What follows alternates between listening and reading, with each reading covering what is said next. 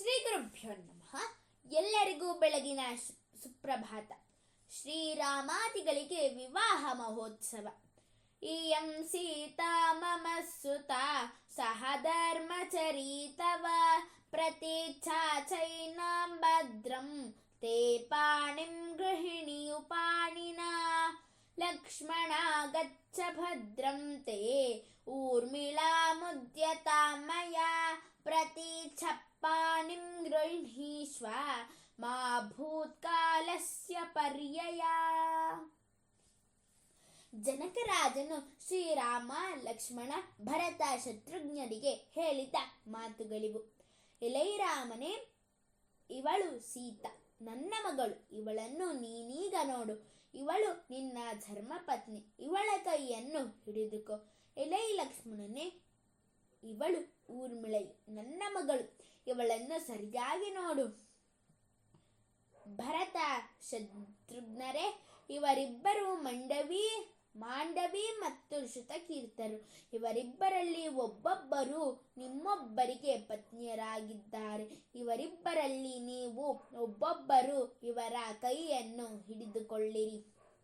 ವಿಶ್ವಾಮಿತ್ರರು ಶ್ರೀರಾಮ ಲಕ್ಷ್ಮಣರನ್ನು ಸಿದ್ಧಾಶ್ರಮದಿಂದ ಜನಕರಾಜನ ಆಸ್ಥಾನಕ್ಕೆ ಕರೆದುಕೊಂಡು ಬಂದಿದ್ದಾರೆ. ಅಲ್ಲಿ ಶ್ರೀರಾಮಚಂದ್ರನು ಶಿವಧನಸ್ಸನ್ನು ಮುರಿದು ಹಾಕುತ್ತಾನೆ. ಶ್ರೀರಾಮನ ಪೌರುಷವನ್ನು ಕಂಡು ಜನಕರಾಜನಿಗೆ ಸಂತೋಷವಾಗಿದೆ. ಆಗ ವಿಶ್ವಾಮಿತ್ರ ಮಹರ್ಷಿಗಳ ಆದೇಶದಂತೆ ಜನಕರಾಜನು ಅಯೋಧ್ಯೆಯಿಂದ ದಶರಥ ಮಹಾರಾಜನನ್ನು ವಿದೇಹ ರಾಜ್ಯಕ್ಕೆ ಕರೆಸಿದ್ದಾನೆ.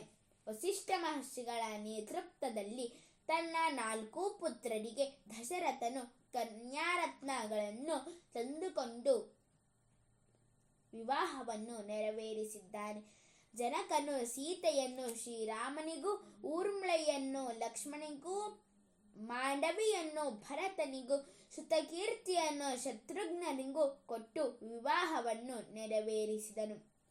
ದಶರಥನು ತನ್ನ 4 ಮಕ್ಕಳೊಂದಿಗೆ ಹಾಗೂ ಸೊಸೆಯರೊಂದಿಗೆ ಅಲ್ಲಿಂದ ಅಯೋಧ್ಯೆಗೆ ವಾಪಸ್ ಬಂದನು. ಶ್ರೀರಾಮ ಲಕ್ಷ್ಮಣರು ಸಿದ್ಧಾಶ್ರಮದಲ್ಲಿ ಅಸುರರನ್ನು ಸಂಹರಿಸಿ ಯಜ್ಞವನ್ನು ಸಾಂಗಮಂಗಳಪ್ರದವನ್ನಾಗುವಂತೆ ಮಾಡಿದ್ದಾರೆ. ಇದರಿಂದ ಸಂತುಷ್ಟರಾದ ವಿಶ್ವಾಮಿತ್ರ ಮಹರ್ಷಿಗಳು ಶ್ರೀರಾಮಾದಿಗಳಿಗೆ ಯೋಗ್ಯರಾದ ವಧುಗಳೊಂದಿಗೆ ವಿವಾಹವನ್ನು ಮಾಡಿಸಿದ್ದಾರೆ. ಕೃತಸ್ಯ ಪ್ರತಿಕರ್ತವ್ಯಂ ಏಷಃ ಧರ್ಮ ಸನಾತನಃ.